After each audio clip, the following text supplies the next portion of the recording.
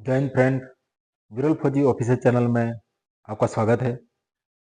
आज के वीडियो में मैं आपको बताऊंगा कि क्या अग्निवीर सीएसडी कैंटीन से कार या बाइक ले सकता है। क्या अग्निवीरों को किस किस राज्य में कितना परसेंटेज का आरक्षण दे रखा है। तो बने रहे वीडियो के लास्ट तक। उससे पहले अगर चैनल पे नए हो तो चैनल को सब्सक्राइब कर लेना, बेल आइकन बेल को ऑन कर लेना ताकि नए वीडियो की नोटिफिकेशन आपको मिलती रहे। तो चलिए टाइम ना गवाते हुए शुरू करते हैं। तो आगे बताने से पहले कि किस किस राज्य ने छूट दी है, उससे पहले जो अग्निवीर की तैयारी करे उनके लिए बहुत बड़ी खुशखबरी है कि न्यू अपडेट के तहत अगर अग्निवीर की भर्ती आती है तो आप जनरल ड्यूटी, ट्रेडमैन और नर्सिंग असिस्टेंट, अगर आपका बायो है तो नर्सिंग असिस्टेंट, आप एक ही भर्ती में तीनों फॉर्म भर सकते हैं। अगर आप जिस भी एग्जाम पास करते हैं, जिस भी ट्रेड का एग्जाम पास करते हैं, जैसे जीडी है तो जीडी का एग्जाम पास करते हैं तो उसकी रनिंग निकाल सकते हैं। अगर उसमें नहीं हो पाते तो ट्रेडमैन का एग्जाम निकालते हैं तो आप उसका रनिंग के लिए जा सकते हैं। फिजिकल के लिए अगर आप बायो से है और आपने नर्सिंग असिस्टेंट के लिए अप्लाई किया है और आप उसकी एग्जाम निकालते हो तो आप उसके लिए भी फिजिकल के लिए जा सकते हैं। तो अब एक ही भर्ती में आपको तीन तीन मौका मिलने वाला है। तो ये है बहुत बड़ी अपडेट और वो खुशी की बात है कि आपको एक ही भर्ती में तीन मौका मिल रहा है फिजिकल के लिए। तो अगर आप तैयारी कर रहे हो तो लग जाइए, डट जाइए और शुरू करिए अपनी मेहनत करना, क्योंकि ऐसा मौका नहीं मिलता है कि आप एक ही भर्ती में तीन बार आप फिजिकल के लिए ट्राई कर सकते हैं। ठीक है, तो चलिए अभी मैं आपको बताता हूँ कि किस किस स्टेट ने कितना परसेंटेज कोटा दे रखा है। ठीक है, तो सबसे पहले पैरामिलिट्री में तो केंद्र सरकार ने 10% कोटा, जैसे अग्निवीर स्कीम निकाला था उसी टाइम पे 10% आरक्षण पैरामिलिट्री में अग्निवीर को दे ही दिया है। ठीक है, अभी तक तो 10% है, फिर आगे बढ़ाते कि क्या करते वो न्यू अपडेट आएगा तो मैं आपको बता दूंगा। और अभी तक यही अपडेट है।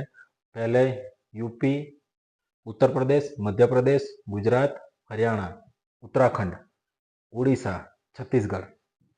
फिर से एक बार सुन लीजिए। उत्तर प्रदेश, मध्य प्रदेश, गुजरात, हरियाणा, उत्तराखंड, उड़ीसा और छत्तीसगढ़, इन्होंने 10% आरक्षण अग्निवीरों को दे दिया है। अगर आप रिटायर अग्नि 4 साल सर्विस करके आप जाते हो तो आप 10% कोटा के अंडर में आप भर्ती हो सकते हो। अब ये कोटा किस किस में दिया है वो भी सुन लो। जेल पुलिस, वन विभाग, फायर सर्विस और स्टेट पुलिस। ठीक है, यही वो विभाग है जिनमें 10% कोटा स्टेट गवर्नमेंट ने दे रखा है। जेल पुलिस, वन विभाग, फायर सर्विस और स्टेट पुलिस। ठीक है, अगर आप रिटायर होकर जाते हो 4 साल बाद तो आप इसी चारों फोर्स की कोई वैकेंसी निकलता है उसमें 10% कोटा अग्निवीरों का रहेगा तो आप भर्ती हो सकते हैं। ठीक है, अब बात करते हैं ग्रुप सी और डी। तो ग्रुप सी और डी में जो अग्निवीर से रिटायर होकर जाएगा 4 साल में, उनको 3 साल का एज में छूट दे रखा है। पर जो अभी फर्स्ट बैच में है और अभी रिटायर नहीं हुआ है, अभी फर्स्ट बैच अभी तक रिटायर नहीं हुआ है, तो जो फर्स्ट बैच है उनके लिए 5 साल दे रखा है। अगर आप फर्स्ट बैच से है तो आपको ग्रुप सी और डी में 5 साल की छूट मिलेगी। ठीक है, अब बात करते हैं मेडिकल फैसिलिटी की और सीएसडी कैंटीन की कि आप कार या बाइक खरीद सकते हैं कि नहीं खरीद सकते। तो वीडियो स्किप ना करें, बने रहे लास्ट तक। चलिए, तो अभी चार वो जो मेन पॉइंट है उस पर बात करेंगे। CSD canteen, medical facility, pension और लीव। ठीक है, तो अभी जो अग्निवीर में भर्ती हो चुका है उसका सबसे बड़ा सवाल है कि क्या हम सीएसडी कैंटीन से कार या बाइक परचेस कर सकते हैं। तो 4 साल की आपकी सर्विस है, आपको कैंटीन की सुविधा मिलेगी जब तक आप सर्विस कर रहे हो। इसके बाद अगर 4 साल में एग्जिट कर जाते हो तो आपको कैंटीन सुविधा बंद कर दी जाएगी।